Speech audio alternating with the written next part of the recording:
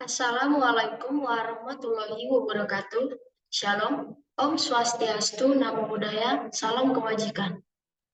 Nama saya Cecilia Sialagan dengan NIM B1 B12 1114 dari Prodi Ilmu Pemerintahan, Fakultas Hukum Universitas Jambi. Di sini, saya akan memaparkan materi tentang APBD Provinsi. Sebelumnya, tujuan dari pembuatan video ini adalah untuk memenuhi UTS mata kuliah Keuangan Negara yang diampu oleh Pak Alpa Beriansyah, SIP MIP.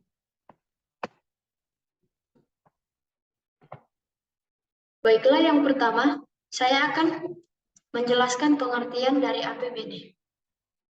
Anggaran pendapatan dan belanja daerah atau yang disingkat dengan APBD adalah Rencana Keuangan Tahunan Pemerintah Daerah yang dibahas dan disetujui bersama oleh pemerintah daerah dan DPRD dan ditetapkan dengan peraturan daerah. APBD merupakan rencana kerja tahunan untuk mewujudkan kegiatan-kegiatan pemerintah daerah, baik rutin maupun pembangunan yang diatur dan diperhitungkan dengan uang.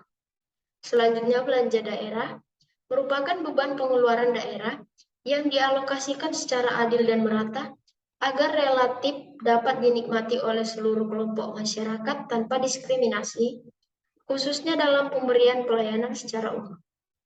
Belanja daerah secara garis besar dibagi menjadi dua, yaitu yang pertama belanja tidak langsung. Belanja tidak langsung adalah belanja yang dianggarkan tidak terkait secara langsung dengan pelaksanaan program dan kegiatan, dan yang kedua, belanja langsung. Belanja langsung adalah belanja yang dianggarkan terkait secara langsung dengan pelaksanaan program dan kegiatan. APBD terdiri atas anggaran pendapatan asli daerah atau PAD yang meliputi pajak daerah, retribusi daerah, hasil pengelolaan kekayaan daerah, dan penerimaan lainnya.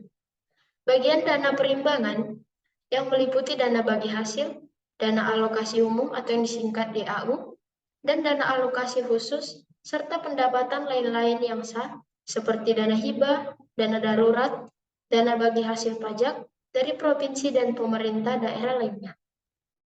Dana penyesuaian dan otonomi khusus, bantuan keuangan dari provinsi atau pemerintah daerah lainnya, dan pendapatan lain-lain.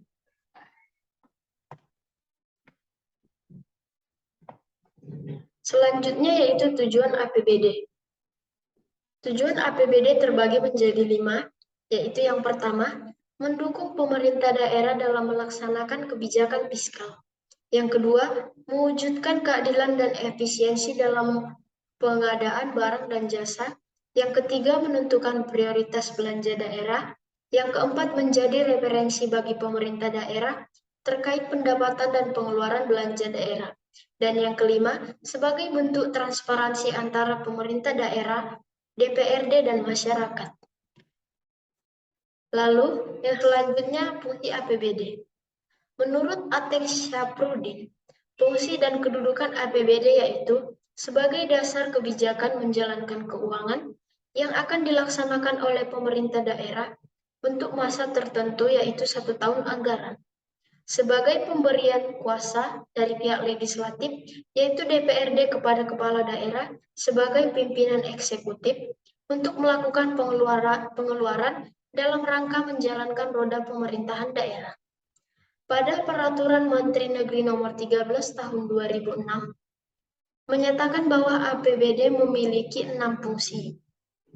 Yang pertama yaitu fungsi otoritas. Fungsi otoritas menyelenggarakan sistem pengaturan dan pengawasan yang terintegrasi terhadap keseluruhan kegiatan di sektor jasa keuangan. Jadi menurut pernyataan tersebut, fungsi otoritas adalah menyelenggarakan sistem pengaturan dan pengawasan. Yang kedua, fungsi perencanaan mengandung arti bahwa APBD menjadi pedoman bagi manajemen pemerintah dalam merencanakan kegiatan pada tahun yang bersangkutan. Lalu yang ketiga ada fungsi pengawasan, mengandung arti bahwa APBD menjadi pedoman untuk menilai apakah kegiatan penyelenggaraan pemerintah sesuai dengan ketentuan yang telah ditetapkan. Lalu yang keempat, fungsi alokasi. APBD sebagai fungsi alokasi berarti anggaran daerah harus bisa diarahkan untuk bisa membuat lapangan kerja, mengurangi angka pengangguran, pemborosan dalam menggunakan sumber daya, dan juga meningkatkan efektivitas dan efisiensi perekonomian daerah. Lalu yang kelima ada fungsi distribusi, mengandung arti bahwa kebijakan APBD harus memperhatikan rasa keadilan dan kepatutan. Lalu yang terakhir fungsi stabilisasi, mengandung arti bahwa APBD menjadi alat untuk memelihara dan mengupayakan keseimbangan perekonomian daerah.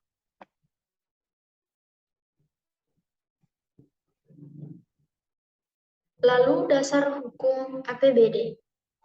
Pada dasarnya, tujuan penyusunan APBD sama halnya dengan tujuan penyusunan APBN.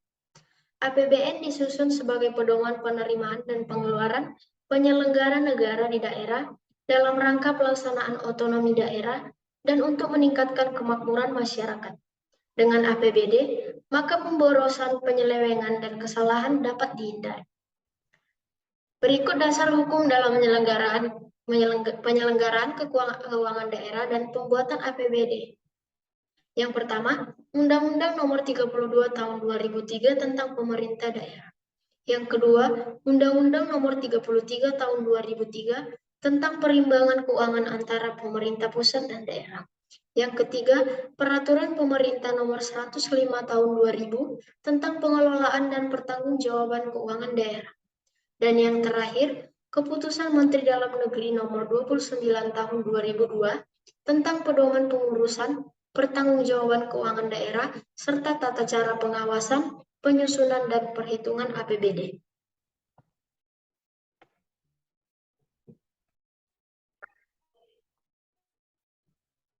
Yang selanjutnya yaitu siklus APBD.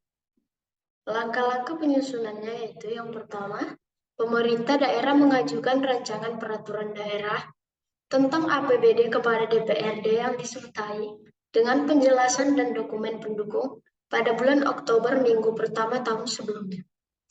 DPRD mengambil keputusan setuju atau tidak mengenai rancangan peraturan daerah tentang APBD tersebut dilaksanakan selambat-lambatnya 1 bulan sebelum tahun anggaran yang bersangkutan dilaksanakan. Yang kedua, apabila DPRD setuju, pada RAPBD diterapkan menjadi APBD melalui peraturan daerah. Dan sebaliknya, apabila DPRD tidak setuju, maka untuk membiayai pembiayaan pengeluaran setiap bulannya, pemerintah dapat melaksanakan pengeluaran setinggi-tingginya sebesar angka APBD tahun sebelumnya. Yang ketiga, setelah APBD ditetapkan dengan peraturan daerah, maka pelaksanaannya lebih lanjut dituangkan melalui keputusan gubernur, wali kota, dan bupati.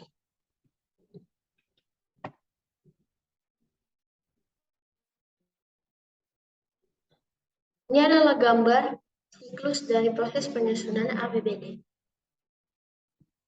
Dimulai dari RPJP, yaitu Rencana Pembangunan Jangka Panjang. RPJP adalah dokumen perencanaan pembangunan makro yang berisi visi, misi, dan arah pembangunan jangka waktu 20 tahun. Lalu menuju RPJMD atau Rencana Pembangunan Jangka Menengah Daerah adalah Rencana Pembangunan Jangka Menengah Daerah, yaitu dokumen perencanaan untuk periode 5 tahun. Selanjutnya pada Januari minggu kedua dan 3, persiapan dan penyusunan rancangan RKBD murni. Lalu dilanjutkan pada Januari-April, minggu keempat Januari sampai minggu keempat April adalah pelaksanaan musrembang RKPD tingkat kelurahan, kecamatan, kota, provinsi, dan nasional. Lalu selanjutnya pada Mei, minggu pertama sampai ketiga adalah penyusunan dan finalisasi rancangan akhir RKPD dan penyusunan naskah perwal RKPD. Lalu dilanjutkan ke Mei sampai Juni, minggu keempat Mei sampai minggu kedua Juni adalah penetapan perwal RKPD murni. Lalu selanjutnya Juni minggu ke-1 sampai 2 adalah penyampaian rancangan KUA dan PPAS oleh Ketua TAPD kepada Kepala Daerah dan dari Kepala Daerah kepada DPRD. Lalu, Juni sampai Juli, minggu keempat Juni sampai minggu keempat Juli. Perubahan RKPD dan pengesahan Renja OPD dan Wali Kota. Selanjutnya, Juli minggu keempat. Dilaksanakan kesepakatan antara Kepala Daerah dan DPRD atas rancangan KUA dan PPAS. Dilanjutkan Agustus-September, minggu pertama Agustus sampai minggu keempat September, adalah penyusunan dan pembahasan RKA sampai OPD dan RKA PPKD, serta penyusunan rancangan perda tentang APBD. Lalu selanjutnya Oktober minggu ke-1, penyampaian rancangan perda tentang APBD kepada DPRD. Lalu Agustus sampai September. Minggu ke-1 Agustus sampai minggu ke-4 September. Dilaksanakan penyusunan dan pembahasan RKA OPD dan RKA PPD serta penyusunan rancangan perda tentang APBD. Lalu selanjutnya November minggu ke-1, pengambilan persetujuan bersama DPRD dan Kepala Daerah dan penyampaian rancangan perda dan perkada tentang penjabaran APBD kepada Gubernur untuk dievaluasi. Lalu pada Desember minggu ketiga, penyempurnaan dan raperda tentang APBD sesuai hasil evaluasi dan penyampaian keputusan DPRD tentang penyempurnaan raperda APBD kepada Gubernur. Lalu yang terakhir Desember minggu keempat, penetapan perda APBD dan perkada tentang penjabaran APBD sesuai hasil evaluasi dan penyampaian kepada Gubernur.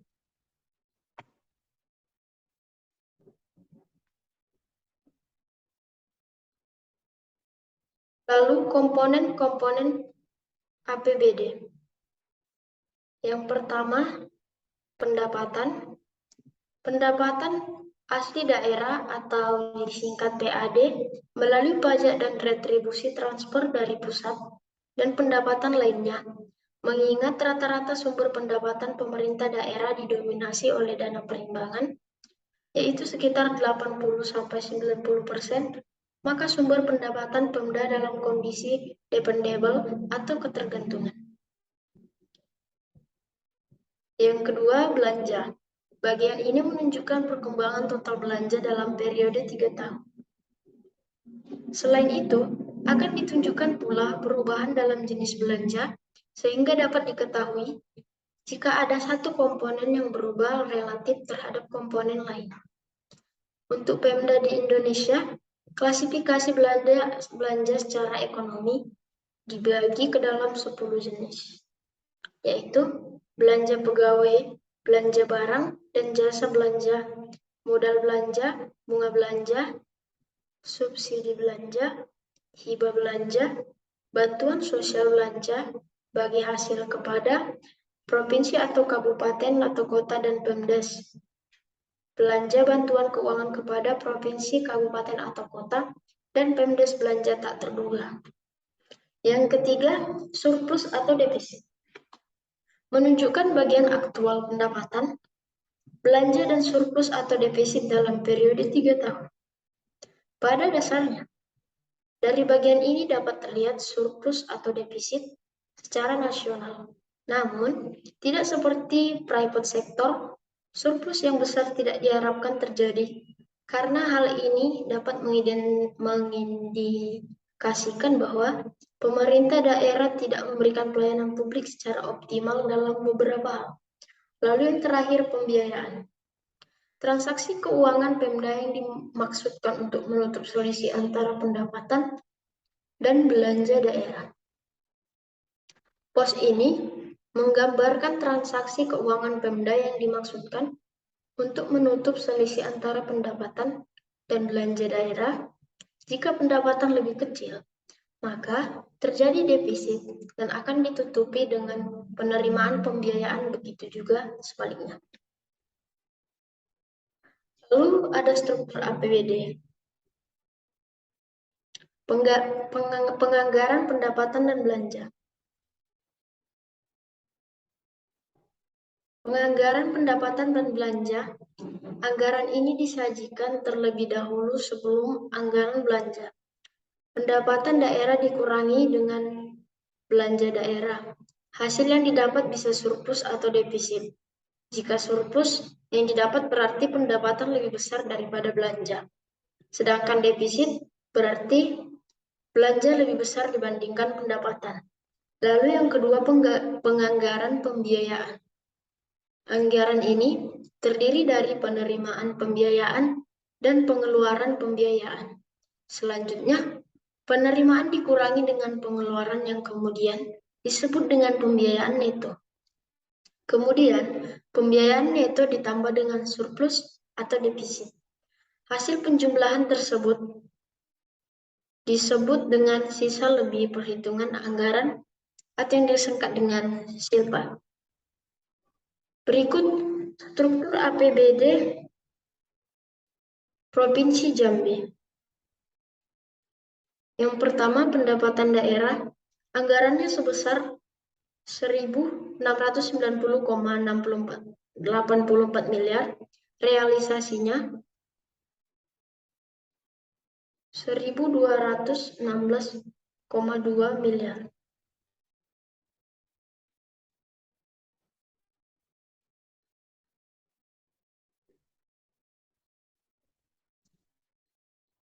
Sebanyak 74,35%. Lalu PAD, anggarannya 901,6 miliar, realisasinya 283.554,16 miliar. Sebanyak 85,69%. Pajak daerah itu 230.237,92 miliar, realisasinya sebesar 216.277,57 miliar, sebanyak 93,94 miliar. 93,94%. Retribusi daerah 13.979,90 miliar, realisasinya 6.036,90 miliar, 43,18%. Hasil pengelolaan kekayaan daerah yang dipisahkan, anggarannya 11.858,68 miliar, realisasinya 10.466,24 miliar, 88,26%. Lalu lain-lain PAD yang sah. Anggaran 74.824,56 miliar, realisasi 50.773,46 miliar, 67,86%.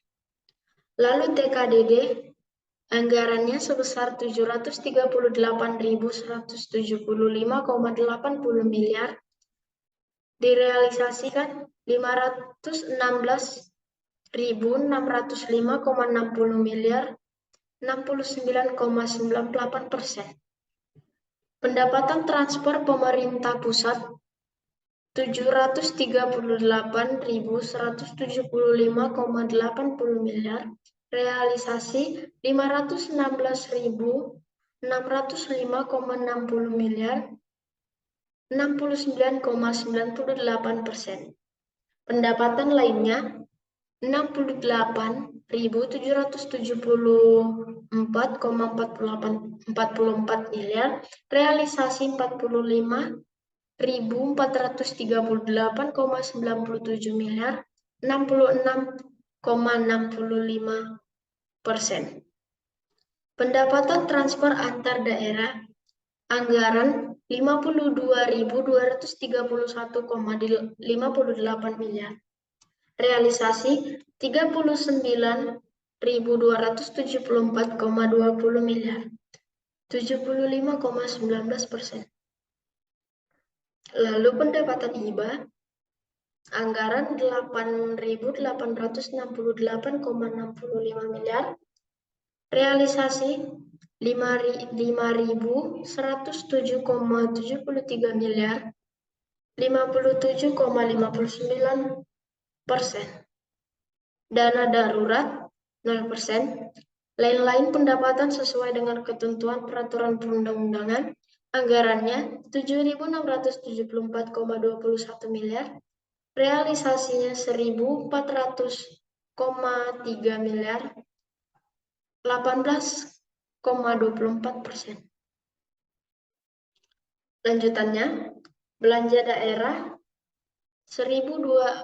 anggarannya 1.873,86 miliar, realisasi 662.497,45 miliar, 55,17%.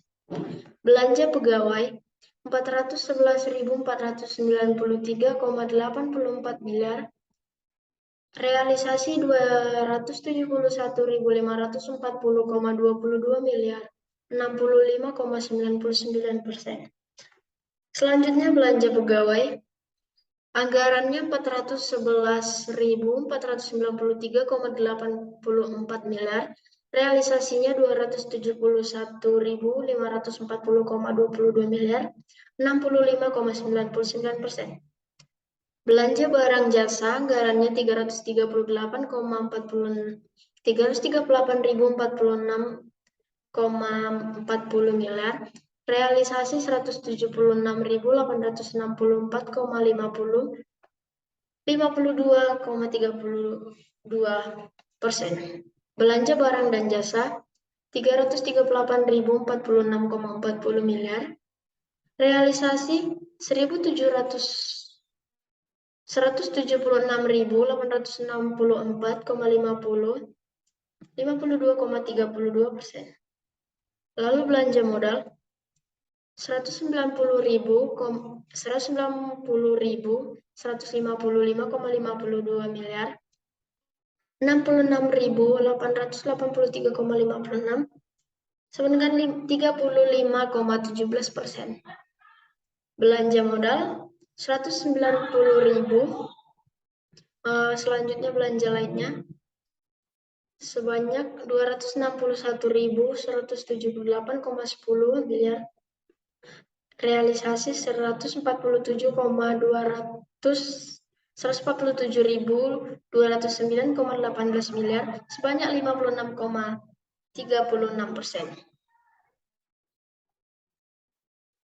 Lalu pembiayaan daerah, anggarannya 62.316,22 miliar, realisasi sebanyak 65.377,65 miliar, sebanyak 104,91%.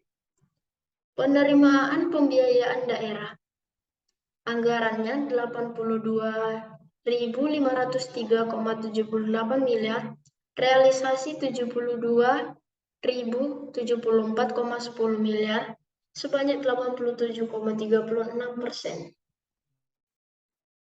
Lalu yang terakhir pengeluaran pembiayaan daerah, anggarannya 20.187,56 miliar, realisasi 6.696,45 miliar, sebanyak 33,17%.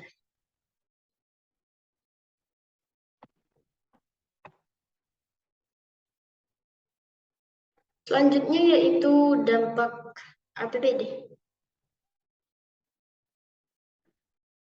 Perkiraan dampak dari kebijakan APBD Provinsi Jambi didasarkan atas 3 asumsi pokok, yaitu perkembangan ekonomi regional, perkembangan ekonomi nasional, dan perkembangan ekonomi Provinsi Jambi.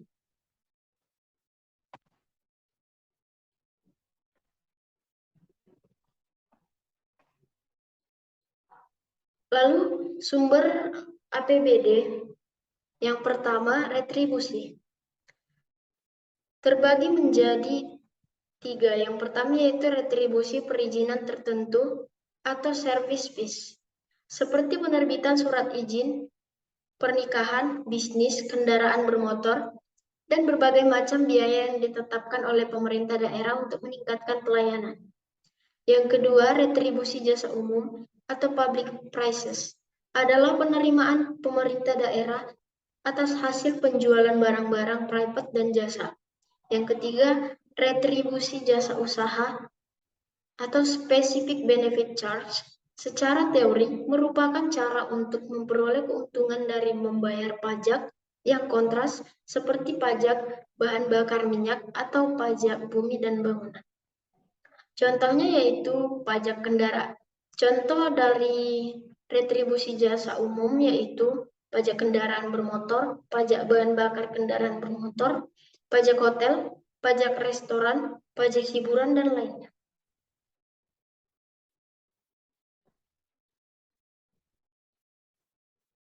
Lalu yang ketiga, jika pemerintah daerah diharapkan untuk memerankan bagian penting dalam keuangan sektor jasa, contoh pendidikan, kesehatan, sebagaimana seharusnya mereka akan membutuhkan akses untuk sumber penerimaan yang lebih elastis. Yang keempat, pajak tersebut jelas dapat dieksploitasi lebih daripada yang biasanya terjadi di sebagian besar negara, yaitu dari perspektif administratif berupa pajak bahan bakar dan pajak otomotif. Pajak bahan bakar juga terkait penggunaan jalan dan efek eksternal seperti kecelakaan kendaraan, polusi, dan kemacetan. Yang kelima, pajak pendapatan daerah ini pada dasarnya dikenakan pada nilai yang tetap. Pada tingkat daerah didirikan basis pajak yang sama sebagai pajak pendapatan nasional dan dikumpulkan oleh pemerintah pusat. Yang keenam, DBH pajak meliputi pajak bumi dan bangunan atau PBB, bagian perolehan hak atas tanah dan bangunan, dan pajak penghasilan. Sedangkan DBH sumber daya alam meliputi kehutanan, pertambangan umum, perikanan, pertambangan minyak bumi, pertambangan gas, dan pertambangan panas bumi. Yang ketujuh, DAU untuk suatu daerah kabupaten atau kota tertentu ditetapkan berdasarkan perkalian jumlah dana alokasi umum untuk daerah kabupaten atau kota yang ditetapkan APBN dengan porsi daerah kabupaten atau kota. Yang kedelapan, tujuan DAK untuk membantu mendanai kegiatan khusus yang merupakan urusan daerah dan sesuai dengan prioritas nasional. Kegiatan khusus tersebut adalah kebutuhan yang tidak dapat diperkirakan dengan alokasi umum, kebutuhan yang merupakan komitmen atau prioritas nasional.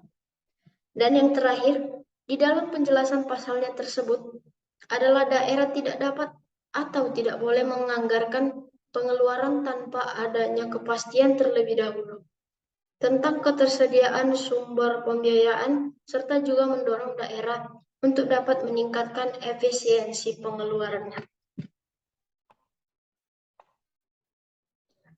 Baiklah, sekianlah penjelasan saya mengenai APBD Provinsi. Jika ada kata-kata yang kurang atau salah dalam penjelasan saya mohon maaf. Sekian dan terima kasih.